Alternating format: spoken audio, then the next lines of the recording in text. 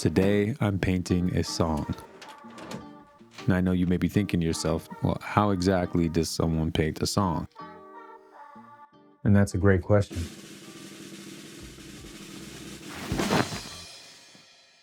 I don't know, I've never painted a song before. In this video, I'm gonna try to figure out how to paint a song, and then I'll paint it. I've been around music my entire life.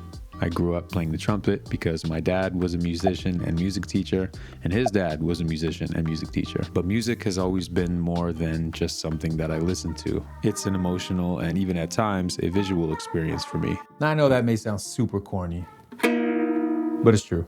I don't know how to play this, by the way. This was my grandpa's. I see visuals, colors, moods, emotions, story, all of these things every time I listen to music.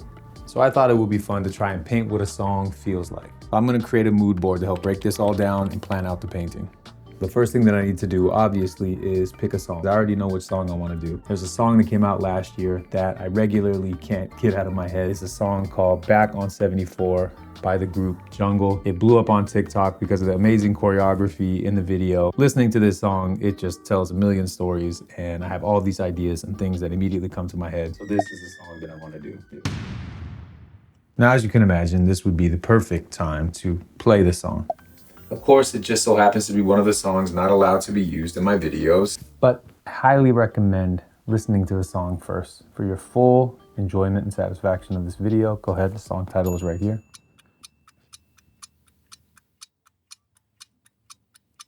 It's good, right?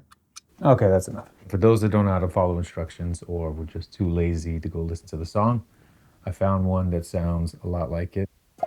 Similar vibe. Hopefully that might make sense as to what I was going for this painting. So now that the song is selected, the next thing that I need to do is to try to lock in the mood. What am I feeling? What is the vibe of the song? And that's something that's super important to this. So I want to start jotting down a bunch of different words that I think describe the mood of this song. I feel like the first thing that I hear, this sounds like a party. It sounds like a good night out, maybe at like a lounge type environment. I just see a group of friends. It does have a very vintage vibe to it. To me, that's kind of another word that pops out. Feels like something kind of late 70s, early 80s-ish, vibe-wise, nostalgic, but it also feels a little upscale. So maybe like a nice night out, like everybody's dressed up. So the overall mood for me, party, group of friends, lounge, vintage, 70s, 80s, upscale, night out, nostalgic. I think that's why I like it so much, because this just sounds like a good night out. So to kind of use the moods that I created to help with the color, the first thing that comes to mind for me is color orange. My grandparents had like the orange shag rug. Orange will be kind of the main focal point. And also to indicate, again, this is a night out. I want to be able to see some of the city or something in the background, some kind of navy blues or of some sort. I would love like a big statement, like maybe like a suede or velvet couch, maybe red or purple or something. And then the wardrobes I just want really bright. I want the guys in like a light blue suit and then the ladies in just really bright dresses. Like, I want it to be very colorful. I went online to find some inspo for the outfits, which I was able to do, as well as the couch, and then just the lounge style in general. And to make sure you don't get sick of this song that I'm going to be using again at the end for the review, let's play a different song by the same artist.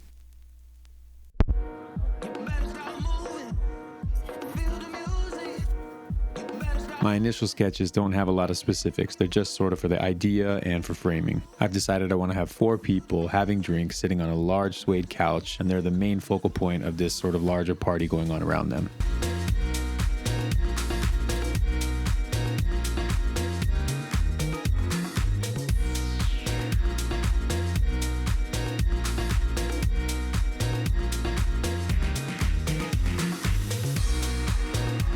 I've mentioned this before, but I hate doing the underdrawing portion of paintings. But the fun part about this one is none of these people are real. So most of this underdrawing is just for placement, to make sure I have people and things in the right place.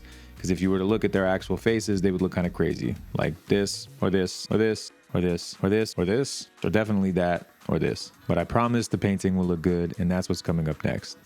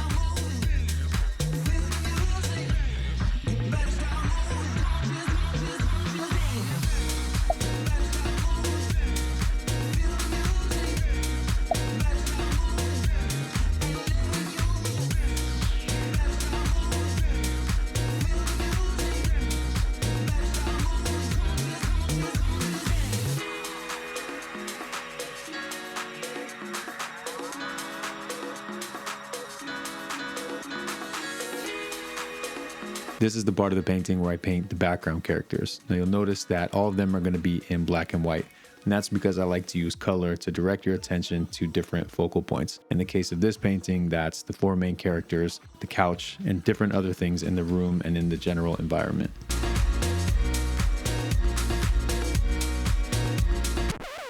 This is the part of the video where I bought my first camera slider. So for the next minute or so, I'm gonna have a lot of obnoxious, unnecessary camera sliding movement. Enjoy.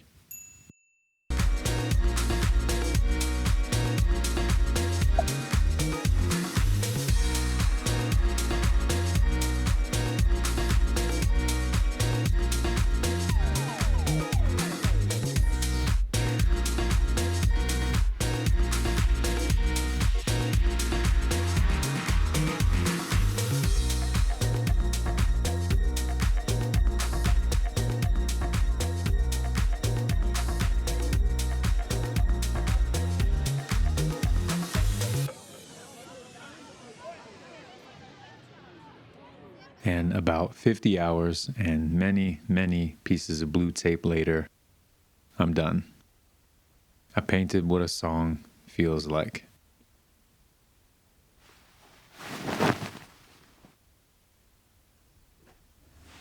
You have to press play. That's the whole point of the video. It only works if you play the song.